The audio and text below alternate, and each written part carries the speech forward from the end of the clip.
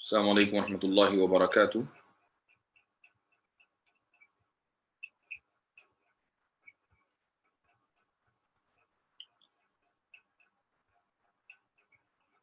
अल्हम्दुलिल्लाहि रब्बिल आलमीन वस्सलातु वस्सलामु अला सय्यिदिल अंबिया'i वल मुरसलीन व अला आलिहि व सहबिहि अजमईन, अम्मा बाद। एथीज़म एक्सपोज्ड का ये तीसरा एपिसोड है, तीसरा हल्का है, और आप लोग जानते ही हैं कि हम एक मुल्हिद की किताब इस वक्त पढ़ रहे हैं और उस पर जो रद्द किया जा सकता है वो कर रहे हैं। तो इंशाअल्लाह आज की गुफ्तगू शुरू करने से पहले जहाँ जहाँ ज़रूरी तौर पर ये लिंक शेयर किया जाता है उसको शेयर कर देता हूँ, और उसके बाद इंशाअल्लाह अपना ये सिलसिला शुरू करेंगे। आप लोग भी अगर यूट्यूब के इस लिंक को अपनी अपनी वॉल पर या सोशल मीडिया पर, व्हाट्सएप वगैरह पर शेयर कर दें तो अच्छा रहेगा, ज़्यादा से ज़्यादा लोग इस्तिफ़ादा कर सकते हैं इंशाअल्लाह ताला।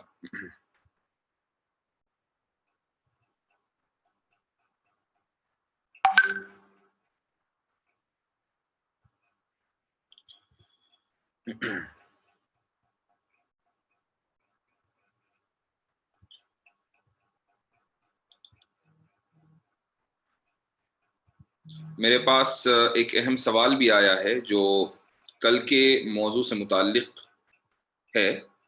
इंशाअल्लाह उस सवाल का जवाब मैं आज के दर्स के आखिर में दूंगा। कुछ सवालात आपके होंगे जो आज के मौजू से भी मुताल्लिक़ हैं, तो उन सवालात को भी उसी वक्त ले लिया जाएगा। तो मैंने जैसे कहा, बहुत से लोग इस वक्त हो सकता है कि पहली मर्तबा इस दर्स में शिरकत कर रहे हों, और जो लोग शिरकत कर चुके हैं वो जानते ही हैं कि हम एक मशहूर मुल्हिद और एथियस्ट आर्मीन नवाबी की किताब पढ़ रहे हैं, और उस किताब के 20 चैप्टर्स हैं। आज हम दूसरा चैप्टर इंशाअल्लाह शुरू करेंगे। किताब का उन्वान है why there is no God. जिन लोगों को किताब चाहिए वो हमारा हमारी जो कल की वीडियो है उसके कमेंट्स बॉक्स में जाइए। किसी भाई ने इस किताब का जो PDF लिंक है वो वहाँ दिया हुआ है, आप वहाँ से उसको डाउनलोड कर सकते हैं अगर किताब आपको चाहिए, तो इंशाअल्लाह आपको वहाँ से वो मिल जाएगी। बाकी ये है कि किताब मैं स्क्रीन पर शेयर करता हूँ और जो ज़रूरी चीज़ें हैं उनको पढ़ता हूँ, उसका तर्जुमा कर देता हूँ, और उसके बाद उस पर जो तफसीरा किया जाना चाहिए वो तफसीरा हो जाता है। तो इंशाअल्लाह शुरू करते हैं। मैं किताब शेयर करता हूँ, एक सेकंड दीजिए मुझको।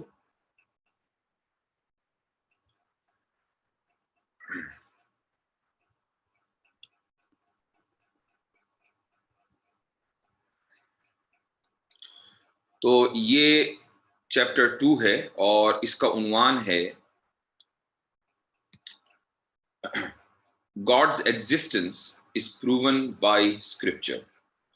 जैसा कि मैंने इससे पहले बताया था कि इस किताब का जो मनहज है वो ये है कि ये शख्स अपने एतबार से अहले मजहब के दलाइल जिक्र करता है कि अहले मजहब ये दलील देते हैं, मजहब के मानने वाले ये दलील देते हैं, और फिर उस दलील का रद्द करता है। हमारा काम यह है कि हम उसके रद्द का रद्द करें, उसके रेफ्यूटेशन का रेफ्यूटेशन करें। तो इसने अपने एतबार से अहले मजहब की दलील ये दी है कि मजहब के मानने वाले खुदा पर यकीन इसलिए रखते हैं चूंकि खुदा का जिक्र किताबों में आया है। यानी ईसाई गॉड को इसलिए मानते हैं कि उनकी जो मुकद्दस किताबें हैं उसमें गॉड का जिक्र आया है। मुसलमान अल्लाह को इसलिए मानते हैं कि अल्लाह का जिक्र कुरान में आया है, मुकद्दस किताब में आया है। तो ये गोया कि अहले मजहब की दलील है। हालांकि ये अहले मजहब की कोई दलील नहीं है, लेकिन फिर भी चलिए इसको मान लेते हैं कि ये अहले मजहब की एक दलील है। अब उसके ऊपर इसका क्या तफसीरा है ہم وہ دیکھتے ہیں۔ سب سے پہلے یہ اس دلیل کی وضاحت کرتا ہے، یہ کہتا ہے کہ many religions، شروع سے میں پڑھتا ہوں، many religions have certain holy books that are revered as true accounts۔ ہر مذہب میں مختلف مقدس کتابیں ہوتی ہیں جن کو سچی کتابیں اور سچے دلائل کی حیثیت دی جاتی ہے۔ These are called scriptures. Text considered sacred and either inspired or directly dictated by a deity۔ یہ جو مقدس کتابیں ہیں، اس کے اندر جو آیتیں آتی ہیں، جو ورسز آتے ہیں، ان کے بارے میں اہل مذہب یہ سمجھتے ہیں کہ یہ براہ راست خدا کی طرف سے آئی ہیں۔ تو یہ اس نے اس کا تعارف کرایا۔ آگے یہ لکھتا ہے The Bible and Quran are held up by many believers as both guides for beliefs and historical accounts for reality۔ قرآن اور بائبل یہ دونوں اپنے ماننے والوں کے لیے کتاب ہدایت بھی ہیں اور اسی طریقے سے بہت سے تاریخی واقعات کو جانچنے کا پیمانہ اور معیار بھی ہیں۔ Many believers claim that their holy book of choice is uniquely perfect, thus suggesting its divine origin۔ بہت سے ماننے والے believers یہ دعویٰ کرتے ہیں کہ ان کی جو کتابیں ہیں، مقدس کتابیں، وہ مکمل ہیں، پرفیکٹ ہیں، لہٰذا یہ اس بات کی دلیل ہے کہ یہ خدا کی طرف سے آئی ہیں۔ یہ اس نے گویا کہ اپنے دلیل کا تعارف کرایا۔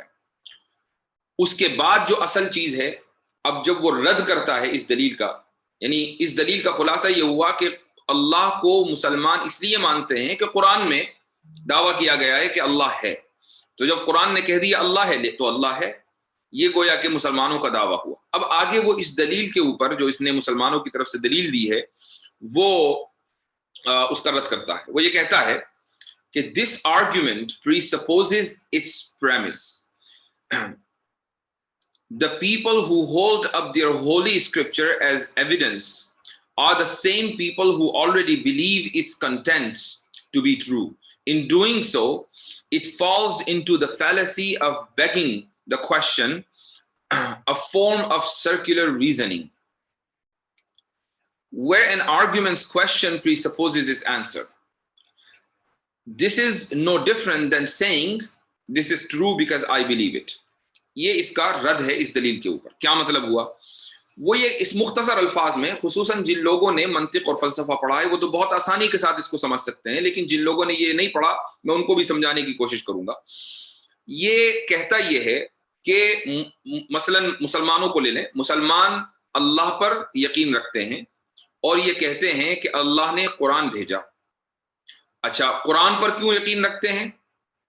چونکہ قرآن اللہ کی طرف سے آیا، تو گویا کہ قرآن پر ایمان اللہ کے اوپر ڈیپینڈ کرتا ہے اور اللہ پر ایمان قرآن کے اوپر ڈیپینڈ کرتا ہے۔ اس کو دوسرے مثال سے لیجئے، مثلا دو چیزیں ہیں، ایک اے ہے اور دوسرے بی ہے۔ اے ڈیپینڈ کرتا ہے بی کے اوپر اور بی ڈیپینڈ کرتا ہے اے کے اوپر۔ اے ڈیپینڈ کرتا ہے بی کے اوپر اور بی ڈیپینڈ کرتا ہے اے کے اوپر۔ اگر ایسی صورت ہو تو اس کو فلسفی میں سرکولر ریزننگ یا انفینٹ سائیکل کہا جاتا ہے۔ اسی کو ہم اردو عربی میں اور منطق اور فلسفے کی کتابوں میں دور بولتے ہیں۔ دور، بہت سے لوگوں نے تسلسل اور دور کا نام اور لفظ سنا ہوگا، یہ اصطلاح سنی ہوگی، یہ ٹرمینالوجی کوئی نئی نہیں ہے ان کے لیے، تو اس کی وضاحت میں کر دوں ایک مرتبہ پھر۔ A depends on B, A B کے اوپر ڈیپینڈ کرے، بی واپس اے کے اوپر ڈیپینڈ کرے۔ ہاں، اگر اے بی کے اوپر ڈیپینڈ کرتا ہو، بی سی کے اوپر ڈیپینڈ کرتا ہو، سی ڈی کے اوپر ڈیپینڈ کرتا ہو، تب تو ٹھیک ہے۔ لیکن اگر اے بی کے اوپر ڈیپینڈ کر رہا ہے اور بی دوبارہ اے کے اوپر، تو اسی کو سرکولر ریزننگ یا انفینٹ سائیکل کہا جاتا ہے۔ اور انفینٹ سرکولر ریزننگ یہ باطل ہے، یہ درست نہیں ہے، یہ پاسبل نہیں ہے۔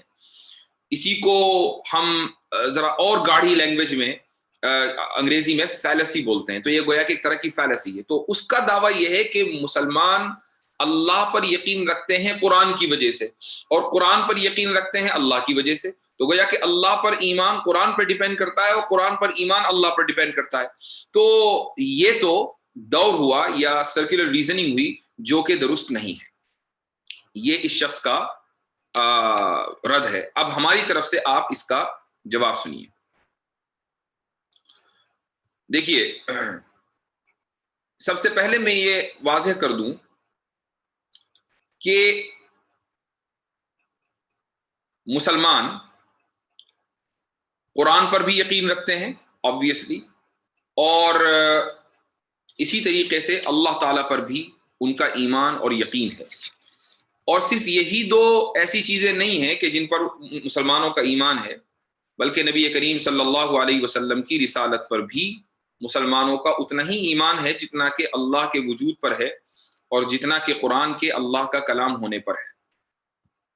लेकिन क्या ये दौर है, क्या ये इन्फिनिट या सर्कुलर रीजनिंग है या नहीं? ऐसा नहीं। हम कुरान पर ईमान रखते हैं इसलिए कि हम रसूलुल्लाह सल्लल्लाहु अलैहि वसल्लम पर ईमान रखते हैं, और हम रसूलुल्लाह पर ईमान रखते हैं इसलिए कि, और हम अल्लाह पर ईमान रखते हैं कि इसलिए कि रसूलुल्लाह ने अल्लाह के मौजूद होने की हमें खबर दी। ऐसा नहीं है कि अल्लाह पर ईमान कुरान पर डिपेंड करता हो और कुरान पर ईमान अल्लाह पर डिपेंड करता हो, ऐसा नहीं है, बल्कि रसूलुल्लाह सल्लल्लाहु अलैहि वसल्लम का वास्ता भी बीच में है। और जब एक वास्ता बीच में आ जाता है तो ये जो इन्फिनिट साइकिल है ये खत्म हो जाता है। इन्फिनिट साइकिल की मैंने मिसाल दी थी, ए डिपेंड करता है बी पर और बी डिपेंड करता है ए के ऊपर, ये इन्फिनिट साइकिल है। लेकिन अगर ए डिपेंड करता हो बी पर और बी डिपेंड करता हो सी के ऊपर, तो ये इन्फिनिट साइकिल नहीं है।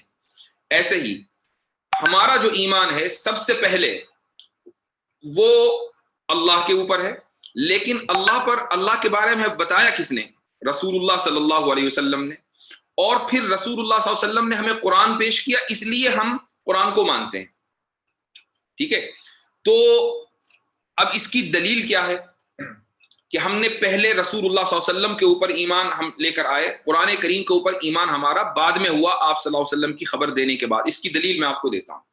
इसकी दलील ये है कि सबसे पहले जब वही आई आप अलैहिस्सलातु वस्सलाम के पास, तो आप, बहुत से लोग जानते हैं, नबी करीम अलैहिस्सलातु वस्सलाम गार में थे, वहां से आप सैयदा खदीजा रजी अल्लाह अन्हा के पास तशरीफ लाए और आपको सर्दी लग रही थी। तो उस वक्त हजरत खदीजा रजी अल्लाह अन्हा ने एक बहुत ही तारीखी जुमला कहा। हजरत खदीजा रजी अल्लाह अन्हा ने इक़रा बिस्मि रब्बिकल लज़ी खलक़, जो पहली वही थी, उसके बारे में कुछ नहीं कहा। उसके बारे में ये नहीं कहा कि हाँ ये कलाम अल्लाह की तरफ से है, ये कलाम अल्लाह की तरफ से नहीं है, अलियाज़ बिल्लाह, ऐसा कुछ नहीं कहा। उन्होंने जो बात, हिस्टोरिकल स्टेटमेंट जो दिया है वो ये दिया है कि आप के अंदर बहुत सारी अच्छी खुसूसियात हैं। आप तो रिश्तेदारों के हुकूक अदा करते हैं, आप कमजोरों की मदद करते हैं, आप मेहमान नवाजी करते हैं, आप मुसीबत के अंदर जो लोग पड़े हुए हों उनका ताउन करते हैं। तो जब आपके अंदर इतनी अच्छी अच्छी खुसूसियात हैं तो कैसे आपका मालिक आपको रुसवा होने देगा? ये मुमकिन नहीं है। ये हजरत खदीजा रजी अल्लाह अन्हा ने फरमाया। इसका मतलब ये है कि हजरत खदीजा रजी अल्लाह अन्हा पहले से इस बात की कायल थी, और उसके बाद हजरत खदीजा का ईमान इस पर मजबूत हो गया था कि आप सल्लल्लाहु अलैहि वसल्लम अखलाक के आला तरीन पैमाने पर हैं, मोरालिटी के आला तरीन पैमाने पर हैं, सच्चाई के आला तरीन पैमाने पर हैं। और जो शख्स सच्चाई के इतने बुलंद मेयार के ऊपर हो वो कभी झूठ नहीं बोल सकता। अब अगर वो ये कह रहा है कि ये 5 आयतें अल्लाह की तरफ से नाजिल हुई हैं, लिहाजा ये 5 आयतें अल्लाह की तरफ से नाजिल हुई हैं, तो इससे ये साबित हुआ कि हम जो कुरान पर ईमान लाते हैं वो इसलिए लाते हैं क्योंकि रसूलुल्लाह ने हमें बताया कि कुरान अल्लाह का कलाम है। और रसूलुल्लाह पर ईमान इसलिए लाते हैं, नबी करीम सल्लल्लाहु अलैहि वसल्लम पर, चूंकि आप अखलाक, मोरालिटी और सच्चाई का आला तरीन पैमाना थे कि उससे बेहतर कोई पैमाना इस दुनिया के अंदर न कभी आया है और न ही कभी आ सकेगा।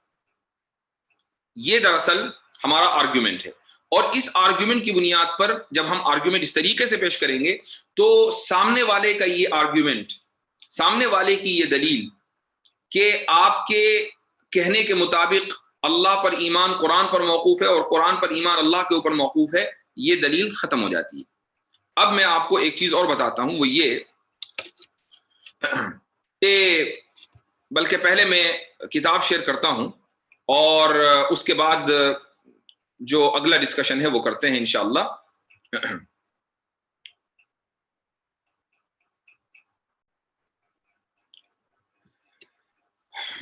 آگے یہ کہتا ہے اگلے صفحے پر additionally the scriptures themselves are rife with contradictions.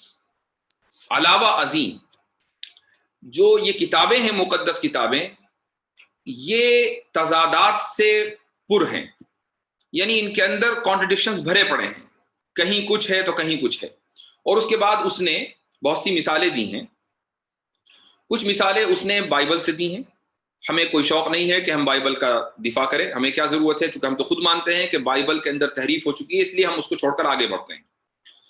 اگلے صفحے پر جو یہ قرآن کے بارے میں تبصرہ کرتا ہے وہ یہ ہے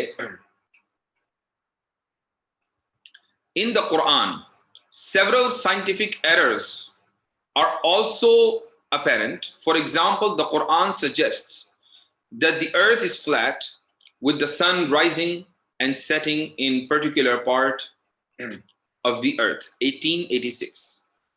اس نے یہ دعویٰ کیا ہے کہ قرآن کے اندر بہت سارے سائنسی ایررز بھی ہیں، سائنسی غلطیاں بھی ہیں، اور بہت واضح طور پر ان کو دیکھا جا سکتا ہے۔ اس نے ایک مثال دی ہے سورہ نمبر 18 ورس نمبر 86 کی، اور وہ یہ کہتا ہے کہ اس آیت کے مطابق قرآن یہ کہتا ہے کہ زمین فلیٹ ہے اور سورج اس کے ایک حصے کے اندر یعنی زمین کے اندر غروب ہوتا ہے۔ یہ آیت کون سی ہے؟ یہ آیت ہے دراصل سورہ کہف کی۔ یہ آیت بھی میں آپ کو پڑھ کر سنا دیتا ہوں۔ اللہ سبحانہ وتعالی کا ارشاد ہے حتى إذا بلغ مغرب الشمس وجدها تغرب في عين حمئة ووجد عندها قوما قلنا يا ذا القرنين إما أن تعذب وإما أن تتخذ فيهم حسنا۔ یہ ہے آیت۔ اس آیت میں کہیں بھی یہ نہیں لکھا کہ زمین فلیٹ ہے۔ اس کا ترجمہ بھی میں پڑھ کر سناتا ہوں۔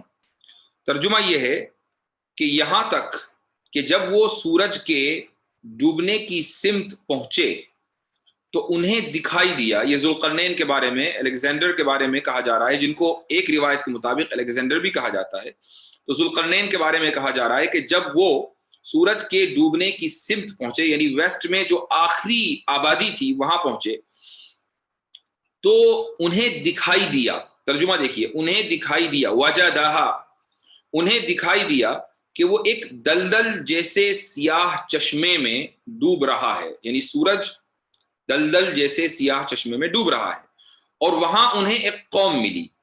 ووجد عندہا قوما۔ اس آیت میں کہیں بھی تذکرہ نہیں ہے کہ زمین فلیٹ ہے۔ اس آیت میں جو تذکرہ ہے وہ یہ ہے کہ انہیں دکھائی دیا کہ سورج ایک دلدل جیسے چشمے میں ڈوب رہا ہے۔ اس کا مطلب کیا ہے؟ انہیں کیسے دکھائی دیا؟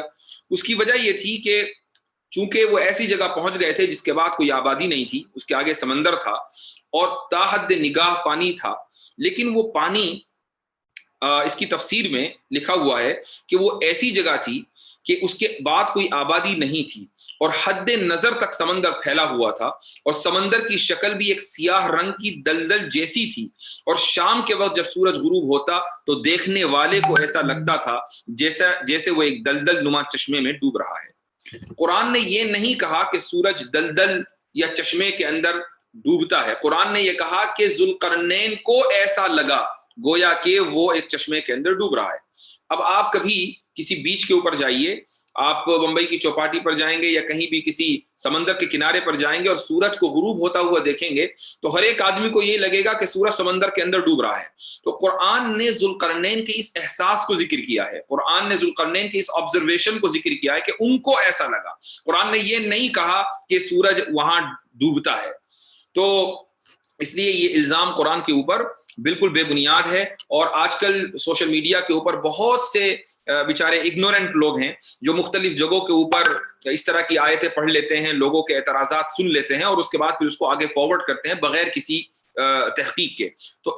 تو اگر آپ قرآن کریم کو سمجھنا چاہتے ہیں تو ضروری ہے کہ قرآن کریم کو بالکل بائسنس سے اور تعصب سے پاک ہو کر سمجھیے اور قرآن کریم کی تفسیر کے ساتھ سمجھیے۔ اگر آپ صرف ایک سینٹنس لیں گے اور وہ سینٹنس بھی کسی دوسرے کا، ایک قرآن کریم کا ایک سینٹنس آپ نے لیا اور किसी दूसरे ने जिस अंदाज से भी उसका तर्जुमा किया हुआ है वो आपने ले लिया और ये समझा कि कुरान के अंदर साइंटिफिक एरर्स हैं, तो ऑब्वियसली आप कुरान करीम की हक्कानियत के कभी कायल नहीं हो पाएंगे, क्योंकि आप पहले से बायस हैं। तो बायसनेस को छोड़िए और कुरान करीम को इंसाफ के साथ पढ़िए, तो आपको कभी भी एक भी साइंटिफिक एरर नजर नहीं आएगा। लेकिन मैं एक चीज हमेशा कहता हूं अपनी वीडियोस के अंदर, वो ये कि साइंटिफिक थ्योरी अलग है और अगर कोई जिंदगी का फैक्ट है वो अलग है। कुरान करीम की कोई भी आयत किसी भी फैक्ट के खिलाफ नहीं है।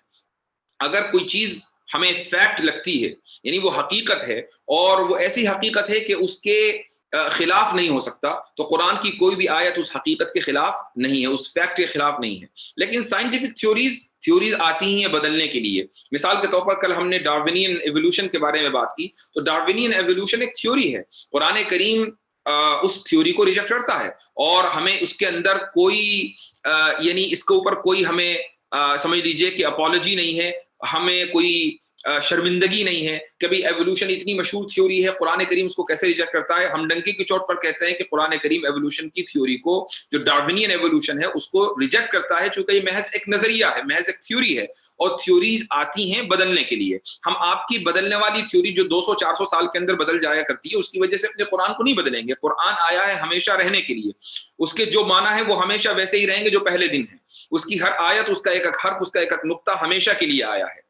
लिहाजा हम आपकी इन बदलती थ्योरियों की वजह से अपने कुरान के अंदर तब्दीली करें और उसके अंदर रिकंसिलिएशन की कोशिश करें, ऐसा नहीं होगा। हाँ, अगर कोई फैक्ट है, हम कुरान करीम की एक भी आयत उसके खिलाफ नहीं है, तो ये फैक्ट है कि सूरज किसी दलदल में नहीं डूबता, ये एक फैक्ट है। कुरान करीम की कोई भी आयत आपको ऐसी नहीं मिलेगी जो ये कहे कि हाँ सूरज दलदल के अंदर डूबता है। ये जो कुरान करीम की आयत है जिसका मैंने अभी हवाला दिया, वो दरअसल जुल्करनैन का एक एहसास है कि जिसको अल्लाह सुब्हानहू व तआला ने जिक्र किया है। अब आगे चलिए, इस शख्स ने यह दावा किया और बहुत से लोग ये मानते हैं, बल्कि ये गलत तस्वुर करते हैं कि शायद कुरान ने कहीं ये कह दिया कि जमीन फ्लैट है। इसके बारे में मैं आपको बता दूं, इस ताल्लुक से मेरी एक वीडियो भी है 4 मिनट की, उसको देखा जा सकता है।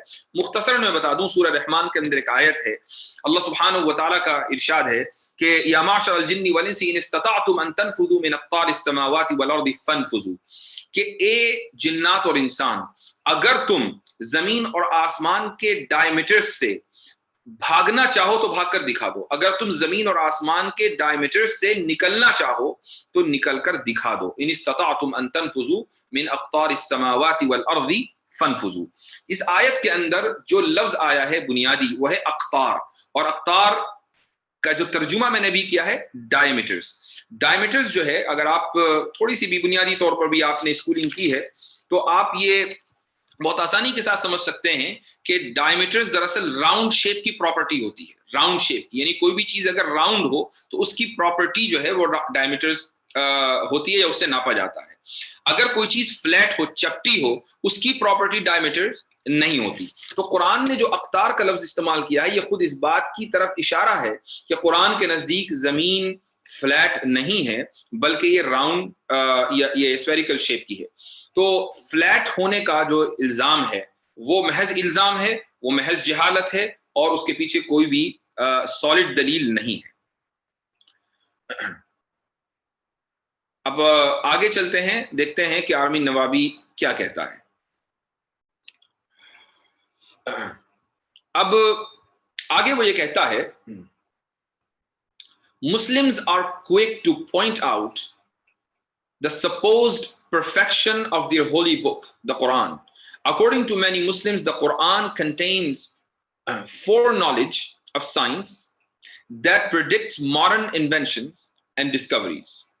वो ये कहता है कि मुसलमान बहुत जल्दी ये दावा करने लगते हैं कि उनकी मुकद्दस किताब कामिल और मुकम्मल है, परफेक्ट है, और बहुत से मुसलमानों का तो ये भी कहना है कि कुरान ने आगे आने वाली जो इजादात हैं उनके बारे में पहले ही पेशगोई कर दी थी। कुरान ने पहले ही बता दिया था कि आगे इंसान क्या क्या इजादात करेंगे। These claims are dubious and hawk arguments. Modern day believers attribute these explanations to the text after the fact. If the Quran actually contains scientific breakthroughs, many of the countless believers who had studied the Quran would have made these discoveries before the scientists.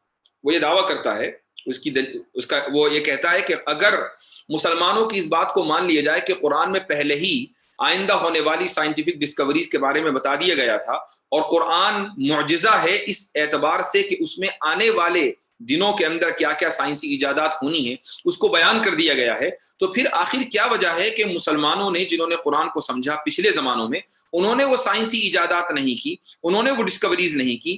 کیوں scientist کا انہوں نے انتظار کیا؟ کیوں عام scientist نے وہ ڈسکوریز اور ایجادات کی ہیں؟ اس کے بعد پھر مسلمانوں نے کہا ارے ہم نے تو پہلے ہی کہہ دیا تھا، ہمارے قرآن میں تو پہلے ہی لکھا ہوا تھا۔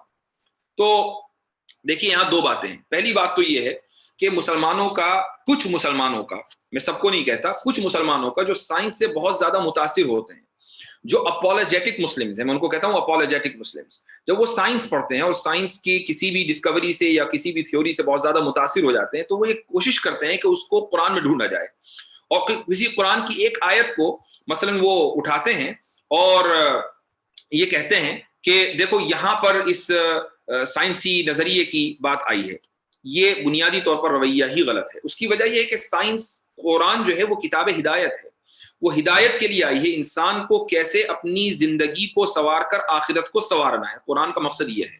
قرآن کا مقصد کسی سائنس کے تھیوری کو بیان کرنا نہیں ہے، قرآن کا مقصد کسی ڈسکوری کو بیان کرنا نہیں ہے، قرآن کا مقصد کسی سائنسی نظریے کو یا کسی ایجاد کو، انوینشنز کو بیان کرنا نہیں ہے۔ تو جو مسلمان یہ دعویٰ کریں کہ قرآن کے اندر سائنٹیفک نظریات ہیں، وہ ان مسلمانوں کا اپروچ ہی غلط ہے۔ پہلی بات تو یہ ہے۔ دوسری بات یہ ہے کہ میں نے پہلے ہی کہا کہ جو حقائق ہیں، جو فیکٹس ہیں، قرآن کریم میں ان کی طرف اشارہ آ گیا ہے۔ جو نظریات ہیں سائنسی، ان سے ہمیں کوئی لینا دینا نہیں ہے، فیکٹس کی طرف قرآن نے اشارہ کر دیا، اور ایسے بہت سارے فیکٹس ہیں جن کو سائنس نے ڈسکور کیا، اس کی طرف پہلے ہی اشارہ قرآن نے کر دیا تھا۔ مثال کے طور پر زمین کا چپٹا نہ ہونا، اس کی طرف قرآن نے اشارہ کر دیا، چونکہ یہ ایک ایسی حقیقت ہے کہ جس کو بعد میں لوگوں نے ڈسکور کیا ہے، تو قرآن نے پہلے ہی اس کی جانب اشارہ کر دیا تھا۔ آپ اگر وہ آرٹیکلز پڑھیں، انٹرنیٹ کے اوپر بہت سے ایسے اکیڈمک جرنلز ہیں جن کے اندر ہسٹوریکلی یہ بیان کیا گیا ہے کہ زمین کے تعلق سے سائنٹیفک اور فلسفیکل نظریہ کیا تھا۔ تقریباً 30 نظریات شروع سے لے کر گریک فلسفرز کے ٹائم سے لے کر آج تک تقریباً 30 نظریات زمین کے تعلق سے ہیں۔ ان میں اور یہ جو ایک آرٹیکل ہے جس کا انشاءاللہ میں لنک کسی وقت دوں گا، اس کے اندر وہ لکھنے والا مسلمان نہیں ہے، وہ لکھنے والا غیر مسلم ہے۔ وہ یہ کہتا ہے کہ جس وقت گریک فلسفر ساری دنیا کے اندر یہ کہہ رہے تھے کہ زمین چپٹی ہے، اس وقت قرآن نے یہ کہا، اہل مذہب نے یہ کہا کہ زمین چپٹی نہیں ہے، تو خود غیر مسلم اس بات کا اعتراف کرتے ہیں۔ اب آخری بات میں کہنا چاہوں گا وہ یہ کہ قرآن کریم کے بارے میں بہت سے ملحدین کا یہ اعتراض ہے کہ قرآن کے اندر یہ کیسے پتہ چلے قرآن کے بارے میں کہ یہ اللہ کا کلام ہے، ہم کیوں مانیں کہ یہ اللہ کا کلام ہے، اس کی کیا دلیل ہے؟ میں اس کی دلیل دینا چاہوں گا، اور اسی پر ہم آج کی گفتگو ختم کریں گے۔ دیکھیے، قرآن کریم کی جو زبان ہے، دراصل وہی قرآن کریم کو معجزہ بناتی ہے، اس کی زبان اور اس کا جو مواد ہے، کنٹینٹ۔ آپ اگر ہسٹری پڑھیں تو آپ کو، وداؤٹ بائسنس، بغیر کسی تعصب کے اگر ہسٹری پڑھیں تو آپ کو اندازہ ہوگا کہ جس زمانے میں قرآن کریم نازل ہو رہا تھا، اس وقت جو عرب لوگ اس دور میں موجود تھے، نبی کریم صلی اللہ علیہ وسلم کے دور میں، ان کو بھی اندازہ تھا کہ یہ کلام انسان کا کلام نہیں ہے۔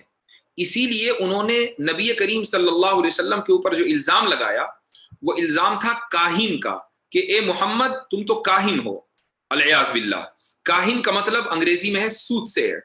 کاہن وہ ہوتا ہے کہ جس کے بارے میں یہ تصور کیا جاتا ہے کہ اس کا جنوں سے تعلق ہے، اس کا کسی سپر نیچرل تو نہیں کہیں گے بلکہ انسین فورس سے تعلق ہے۔ تو جنوں سے تعلق ہونے کی وجہ سے وہ جن یہ کلام لا کر محمد صلی اللہ علیہ وسلم کو سکھاتے ہیں، اور وہ کلام جو ہے لوگوں کو بیان کر دیتے ہیں۔ کسی عرب نے، کسی بھی مشرک نے، کسی بھی بڑے سے بڑے لیڈر نے یہ دعویٰ نہیں کیا کہ محمد صلی اللہ علیہ وسلم قرآن کے مصنف ہیں، کسی نے بھی، ایک بھی دعویٰ ایسا نہیں تھا۔ تو سب یہ مانتے تھے کہ یہ کلام کہیں اور سے آیا ہے، یہ کہیں باہر سے بیرونی کلام ہے جو محمد صلی اللہ علیہ وسلم ہمیں پڑھ کر سنا رہے ہیں۔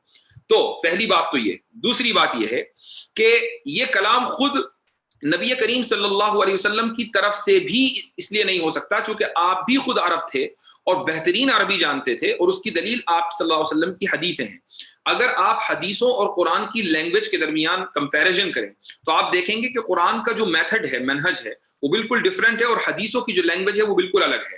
اور سائنٹیفکلی اور سائیکولوجیکلی یہ ممکن ہی نہیں ہے کہ ایک آدمی 23 سال تک کے دو مختلف میتھڈز کو اس کنسسٹنسی کے ساتھ فالو کرتا رہے، یعنی اتنی کنسسٹنٹ کبھی اندر کوئی تبدیلی ہی نہ آئے کہ جب وہ اپنی بات کہے تو اس کا انداز الگ ہو، اور جب وہ قرآن پڑھ کر سنائے تو اس کا انداز الگ ہو، اور اس طریقے سے 23 سال تک کا یہ معاملہ چلتا رہے اور کبھی بھی اس کے اندر کوئی تبدیلی نہ آئے۔ یہ ایک ایسی دلیل ہے جس سے ثابت ہوتا ہے کہ یہ کلام قرآن نبی کریم صلی اللہ علیہ وسلم کا لکھا ہوا نہیں ہے یا آپ صلی اللہ علیہ وسلم کی طرف سے نہیں ہے، چونکہ یہ سائنٹیفکلی اور سائیکولوجیکلی پاسبل نہیں ہے کہ ایک آدمی دو میتھڈز کو، دو منہج کو 23 سال تک کنسسٹنسی کے ساتھ چلا سکے۔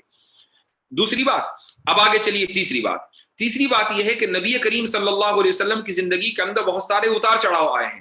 آپ صلی اللہ علیہ وسلم کی زندگی کے اندر بہت سی پریشانیاں بھی آئی ہیں۔ آپ نے اپنی اہلیہ حضرت خدیجہ رضی اللہ عنہا کو کھویا۔ آپ صلی اللہ علیہ وسلم کی زندگی میں ابو طالب کی وفات ہوئی جو آپ کے چچا تھے، آپ سے بہت قریبی تھے۔ آپ صلی اللہ علیہ وسلم کی زندگی کے اندر آپ صلی اللہ علیہ وسلم کے صاحبزادے حضرت ابراہیم کی وفات ہوئی، بیٹیوں کی وفات ہوئی، کیا کیا نہیں ہوا۔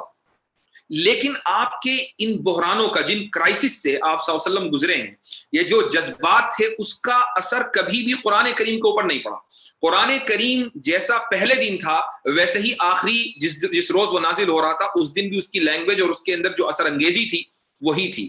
تو اس سے یہ ثابت ہوا کہ یہ کلام آپ صلی اللہ علیہ وسلم کا نہیں ہو سکتا۔ آپ صلی اللہ علیہ وسلم کے پاس وہ کلام آیا اور آپ نے پڑھ کر سنا دیا۔ اگر یہ کلام نبی کریم صلی اللہ علیہ وسلم کا ہوتا تو اس کلام کے اوپر آپ صلی اللہ علیہ وسلم کے جذبات کا اثر ضرور ہوتا۔ آپ مثلا کسی شاعر کو دیکھتے ہیں کہ ایک شاعر کے اوپر اس کے جذبات کا بہت اثر ہوتا ہے۔ وہ شاعر مثلا اگر عشق کا مارا ہوا ہو تو اس کی شاعری کے اندر آپ درد محسوس کریں گے۔ ایک شاعر اگر ایسا ہے کہ جو شراب اور کباب کا عادی ہے تو اس کے اندر آپ اس کی شاعری کے اندر دیکھیں گے کہ وہ شراب اور کباب ہی کی تعریف کرتا ہے، وہ صرف غزل ہی کہتا ہے۔ ایک شاعر ایسا ہوتا ہے کہ جس کے اندر بہت زیادہ اپنی ملت اور قوم کا درد ہوتا ہے تو آپ اس کی شاعری کے اندر وہی درد محسوس کریں گے۔ آپ اقبال کی شاعری کو اٹھائیے، آپ غالب کی شاعری کو اٹھائیے، دونوں کی شاعری کے درمیان آپ کو بہت آسانی کے ساتھ ان کی شخصیت کی جھلک مل جائے گی۔ آپ کو پتہ چل جائے گا کہ یہ شاعر ان کی سائیکالوجی کیا تھی۔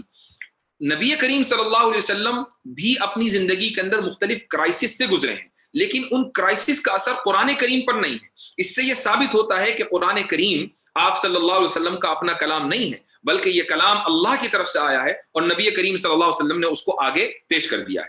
چوتھی بات میں اور کہنا چاہوں گا وہ یہ کہ مثلا آپ اپنے آپ کو دیکھیے، آپ اگر گزشتہ چند سالوں سے لکھتے چلے آ رہے ہیں یا آپ تقریر کرتے چلے آ رہے ہیں تو آپ کو اندازہ خود ہو جاتا ہے اور ہونا چاہیے کہ جب آپ نے لکھنا شروع کیا تھا یا آپ نے تقریر کرنی شروع کی تھی تو آپ کے اندر وہ میچورٹی نہیں تھی۔ آپ جب لکھتے ہوں گے اس وقت بہت زیادہ غلطی کرتے ہوں گے، پھر آہستہ آہستہ لکھتے آپ کے اندر میچورٹی آنی شروع ہوئی۔ اسی طریقے سے جب آپ نے تقریر کرنی شروع کی ہوگی تو آپ کے اندر وہ بات نہیں ہوگی، لیکن آپ جب بولنے لگے، بولتے ایک وقت ہو گیا، ایک عرصہ ہو گیا تو آپ کے اندر وہ میچورٹی آ گئی۔ نبی کریم صلی اللہ علیہ وسلم کے اوپر قرآن کریم 23 سال میں نازل ہوا۔ 23 سال کی اس مدت میں یہ نہیں کہا جا سکتا کہ شروع میں جو کلام نازل ہوا وہ امیچور تھا اور آخر کی زندگی میں جو کلام نازل ہوا وہ بہت زیادہ میچور تھا، بلکہ شروع سے لے کر آخر تک کے کلام جو آپ صلی اللہ علیہ وسلم کے اوپر نازل ہوا وہ کنسسٹنٹ تھا، اس کے اندر کوئی تبدیلی نہیں تھی۔ وہ جتنا میچور پہلے دن تھا اتنا ہی میچور وہ آخری دن تھا۔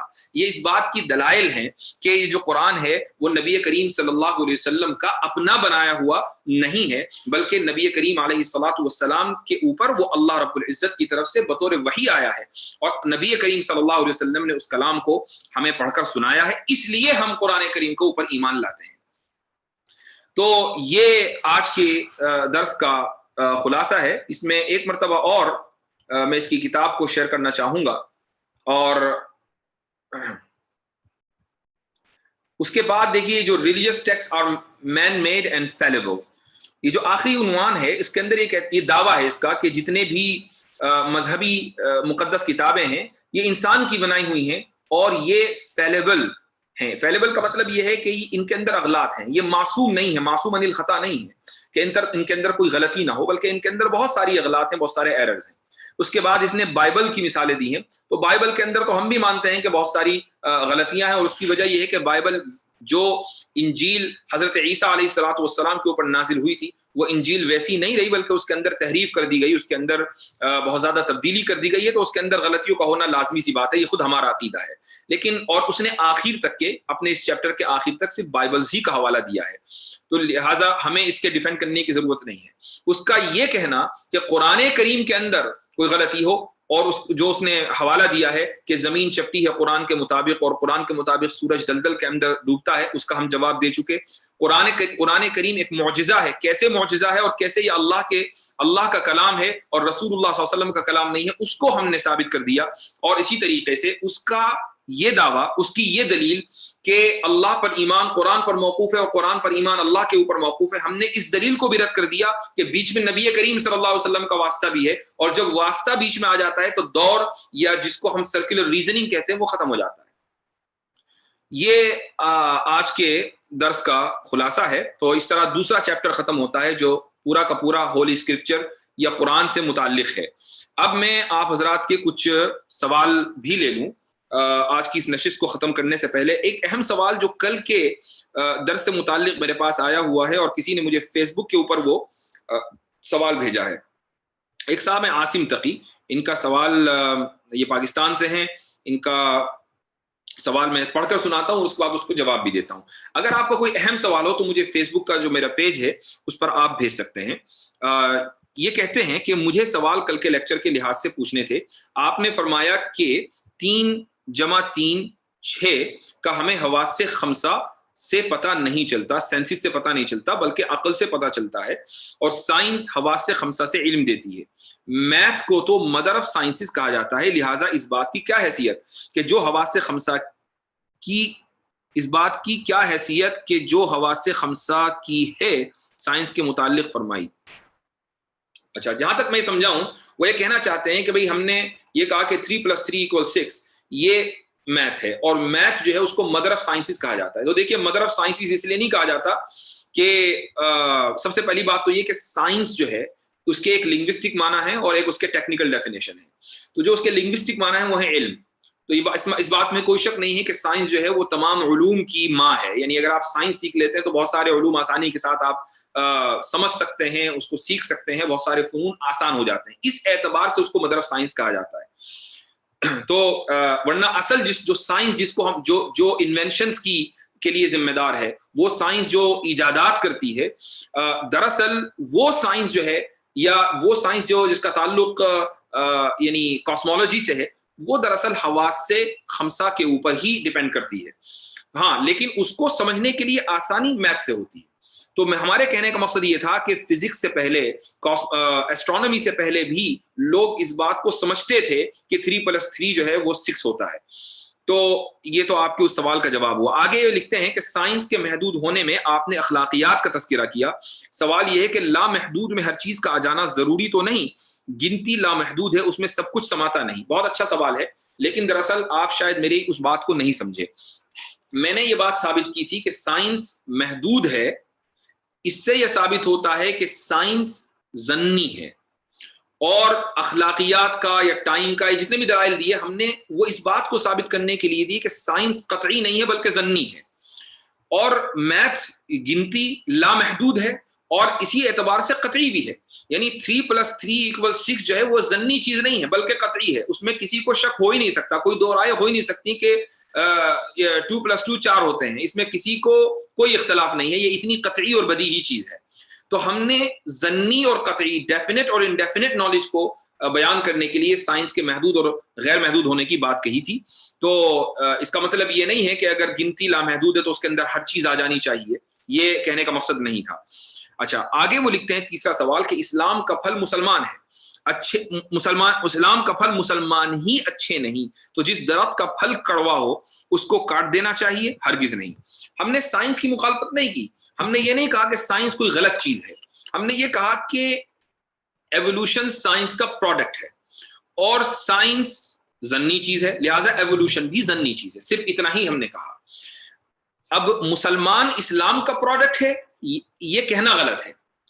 مسلمان اسلام کا پروڈکٹ نہیں ہے. اسلام نے مسلمان کو پیش نہیں کیا ہے، مسلمان نے اسلام کو ڈسکور کیا ہے۔ گویا کہ اسلام پہلے سے ایک ریالٹی ہے، کچھ لوگ نے اس ریالٹی کو پا لیا، کچھ لوگوں نے اس ریالٹی کو نہیں پایا۔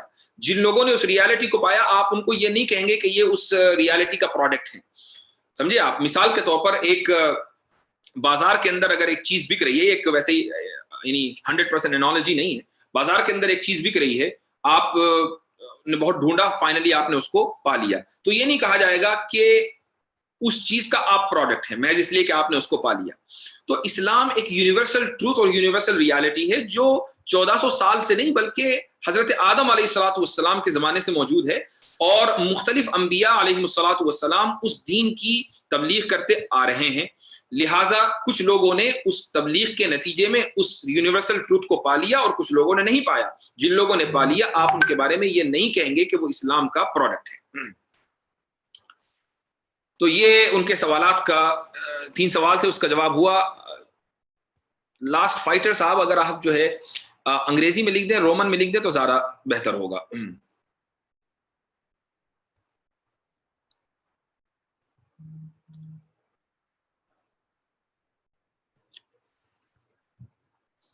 ایک صاحب ہیں جن کا نام ہے کرونا وائرس تو وہ لکھ رہے ہیں کہ کوئی صاحب ہیں انہوں نے بھی ایک کتاب لکھی ہے، تو انشاءاللہ اس کو بھی دیکھیں گے، پہلے اس کو ختم کر دیں اس سلسلے کو۔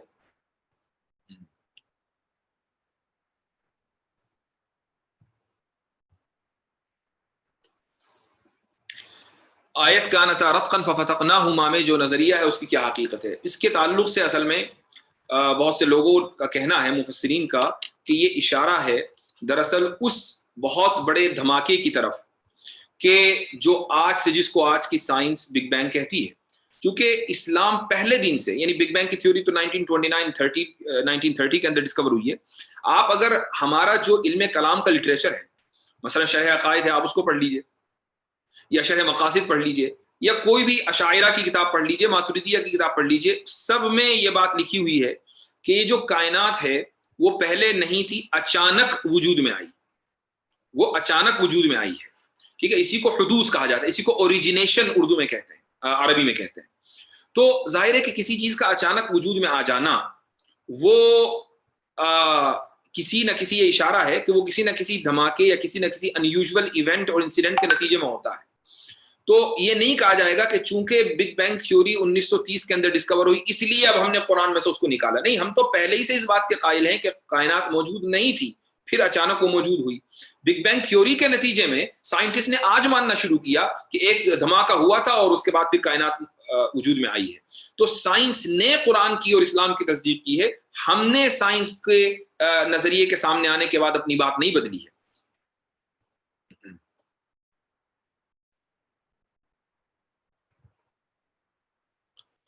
صادق حسین صاحب آپ بالکل بات صحیح کہہ رہے ہیں کہ اگر یہ مانتے ہیں کہ قرآن پر ایمان اللہ پر موقوف ہے اور اللہ پر ایمان قرآن پر موقوف ہے تو اس میں کیا غلط ہے؟ کیا ہر دور اور تسلسل کا باطل ہونا ضروری ہے؟ بالکل بات صحیح ہے، ہر دور اور تسلسل کا باطل ہونا ضروری نہیں ہے، لیکن وہ جو جواب ہم نے دیا وہ الزامی جواب ہے کہ اگر آپ اس کو باطل مان بھی لیں تو پھر یہ جواب ہے۔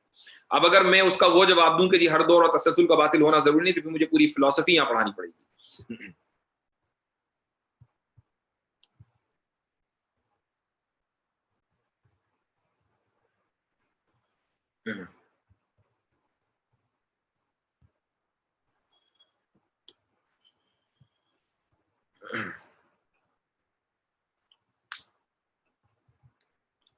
مرزا بیگ آپ سوال یہ کر رہے ہیں کہ یہودیت اور نصرانیت صرف قوموں کا نام ہے؟ اس سوال کو تھوڑا سا واضح کر دیجیے تو زیادہ بہتر رہے گا۔ ایک لاسٹ چیز میں ضرور کہنا چاہوں گا، اور انشاءاللہ اس کو الگ سے کلپ بنا کر بھی سرکولیٹ کرنا ہے، اور اس کی وجہ ہے، اس کی وجہ یہ ہے کہ کچھ گھنٹوں پہلے ہمارے پاس ایک میسیج آیا، اور یہ میسیج جو ہے وہ بہت زیادہ سرکولیٹ کر رہا ہے، اور یہ آج کے موضوع سے ریلیٹڈ ہے، اس لیے اس کی وضاحت آج کی اس ویڈیو میں بہت ضروری ہے۔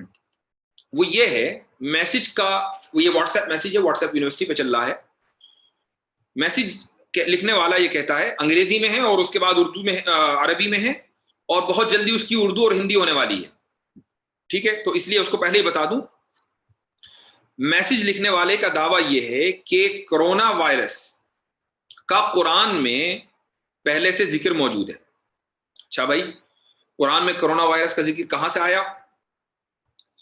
کہتا ہے کہ نہ صرف یہ کہ ذکر ہے بلکہ یہ بھی بتا دیا کہ کس زمانے میں ظاہر ہوگا، یہ بھی بتا دیا کہ کہاں ظاہر ہوگا، اور یہ بھی بتا دیا کہ کیوں ظاہر ہوگا، اور یہ بھی بتا دیا ہے کہ اس کے ساتھ کرنا کیا ہے، یعنی ایسے دور میں جب کرونا وائرس آئے تو کیا کرنا چاہیے، اور اس کے پیچھے کیا حکمت ہے، کیوں آیا، اور اس کا اصلی نام کیا ہے۔ یہ ساری چیزیں جو ہیں وہ قرآن میں آ گئی ہیں۔ مطلب یہ ایک نہایت ہی عجیب و غریب دعویٰ تھا۔ اس کے بعد وہ لکھنے والا آگے لکھتا ہے کہ سورہ مدثر کے اندر کرونا وائرس کا کووڈ 19 کا تذکرہ ہے، اور 19 اب دیکھیے اس نے ثابت کس طرح کیا ہے۔ لواحۃ للبشر علیہا 19 علیہا 19 اس کے اوپر 19 فرشتے معمور ہوں گے۔ یہ قرآن کریم کی آیت ہے سورہ مدثر کی۔ تو چونکہ یہاں 19 کا تذکرہ آیا ہے، لہٰذا اور کووڈ 19 کے اندر بھی 19 ہے، تو اس سے ثابت ہوا کہ کووڈ 19 کا نام جو ہے وہ قرآن میں آ گیا۔ لکھنے والا لکھتا ہے نہایت واہیات میسج ہے، قرآن کی تحریف ہے، اس کے علاوہ کچھ نہیں۔ آگے لکھتا ہے کہ قرآن میں یہ بھی ذکر ہے کہ وہ کس ملک میں ظاہر ہوگا کرونا وائرس۔ اسی صورت کے اندر آیت نمبر 12 اور 13 میں سورہ مدثر میں کہتا ہے کہ قرآن میں ہے ذرنی ومن خلقت وحیدا وجعلت له مالا ممدودا وبنین شہودا۔ اس سے ثابت ہوا کہ یہ چین میں ظاہر ہوگا۔ بھئی کیسے ثابت ہوا؟ اس لیے کہ وجعلت له مالا ممدودا، اللہ کہتا ہے کہ میں نے اس کے لیے اس کو بے انتہا مال و دولت دیے، وبنین شہودا، اور بہت ساری اس کو اولاد دی۔ تو اس سے ثابت ہوا کہ یہ جو 19 ہے یعنی کووڈ 19 یہ اس شخص کو لگے گا یا اس علاقے میں آئے گا جہاں بہت زیادہ مال و دولت ہے اور بہت زیادہ جن کی اولاد ہے، یعنی چائنا، چونکہ آبادی بہت ہے۔ یہ اس شخص کا دعویٰ ہے۔ میں بار بار کہہ رہا ہوں کہ یہ نہایت ہی غلط میسج ہے، اس کے چکر میں نہ پڑیے۔ قرآن کریم کے اندر یہ تحریف ہے۔ ایسی کوئی بات قرآن کریم کے اندر نہیں ہے کہ قرآن نے پہلے ہی کووڈ 19 کا یا کرونا وائرس کا ذکر کر دیا ہو۔ یہ دراصل ان لوگوں کا رویہ ہے جو اپنے آپ کو اپولوجیٹک سمجھتے ہیں، یعنی چونکہ ایک چیز چل رہی ہے پوری دنیا کے اندر لہٰذا ثابت کرو کہ قرآن کے اندر بھی ایسا ہی لکھا ہوا ہے۔ ایسا نہیں ہے۔ ان آیتوں کا ایک خاص پس منظر ہے۔ یہ آیتیں خاص یعنی شخص کے بارے میں ذکر کر رہی ہیں۔ اب جو شخص بھی اس فیچر یا اس صفت کے اوپر ہوگا یہ آیتیں اس کے بارے میں بھی ہوں گی، لیکن اس کا مطلب یہ نہیں ہے کہ اگر 19 کا لفظ قرآن میں کہیں بھی آیا تو اس سے مراد صرف کووڈ 19 ہی ہونا ہے۔ اب مثلا آج کے دور میں ڈاکٹرز یہ کہہ رہے ہیں کہ بھئی اگر آپ کو کرونا وائرس سے بچنا ہے تو آپ صفائی ستھرائی کا خاص خیال رکھیں، ہاتھوں کو دھوئیں، کپڑوں کو دھوئیں۔ کہنے لگے آیت نمبر 4 کے اندر یہ سورہ مدثر کے اندر موجود ہے، اس میں ایک وثیابک فطہر، اپنے کپڑوں کو پاک رکھیے۔ تو دیکھیے کرونا وائرس کے اندر کس طریقے سے رہنا ہے اللہ نے بتا دیا۔ تو یہ ایک عام آیت ہے۔ ایسا تو نہیں ہے کہ کرونا وائرس اگر نہ آتا تو اس آیت کا کوئی مطلب نہیں تھا۔ آیت کے اوپر تو جب سے آیت نازل ہوئی لوگ عمل کرتے آ ہی رہے ہیں، چاہے کرونا وائرس آتا یا نہ آتا۔ تو یہ مسلمانوں کا یا کچھ مسلمانوں کا، میں سب کو نہیں کہتا ہوں، کچھ مسلمانوں کا 2-4 لوگ اس طرح کے ہوتے ہیں جو اپنے آپ کو بہت زیادہ یعنی نالجبل ثابت کرنے کے لیے اس طریقے کی باتیں قرآن سے ڈھونڈتے ہیں، اور یہ دراصل رسوائی کا سبب بنتے ہیں۔ یہ لوگ اس طرح کے میسج چلا دیتے ہیں، اور عام لوگ جو زیادہ پڑھے لکھے نہیں ہوتے وہ یہ سمجھتے ہیں کہ واقعی یہ تو بہت ہی عجیب و غریب بات ہے کہ کرونا وائرس جس سے پوری دنیا پریشان ہے اس کا ذکر قرآن نے سورہ مدثر میں اتنی ڈیٹیل کے ساتھ کیا ہے، لہٰذا اس میسج کو فارورڈ کرو۔ اس لیے میں آپ حضرات سے یہ اپیل کروں گا کہ ایسے میسج کو بالکل فارورڈ نہ کیجیے۔ اب جب آپ کو پتہ چل گیا ہے کہ یہ میسج غلط ہے، قرآن کریم کی اندر یہ تحریف ہے، ایسا کوئی کرونا وائرس کا قرآن کریم کے اندر تذکرہ نہیں ہے، ایسے میسج کو اب یہ جان بوجھ کر فارورڈ کرنا بھی گناہ ہوگا۔ ہاں، وباؤں کا تذکرہ حدیث کے اندر ہے کہ آخری زمانے کے اندر بہت سی وبائیں دنیا کے اندر پھیلیں گی، پلیگ پھیلے گا، یا اس کے علاوہ دوسری وبائیں پھیلیں گی جو انسانیت کو تباہ کر دیں گی۔ اس طرح کی احادیث ملتی ہیں، بس اتنا ہی ہمارے لیے کافی ہے۔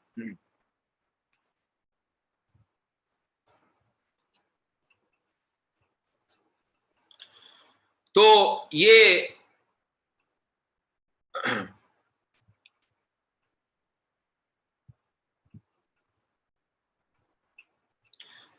دین تو بس ایک اسلام ہے، یہودیت اور نصرانیت صرف قوموں کا نام ہے، کیا یہ صحیح ہے؟ ہمارے تعارف کے لیے اسلام ہی دین ہے، ان الدین عند اللہ الاسلام۔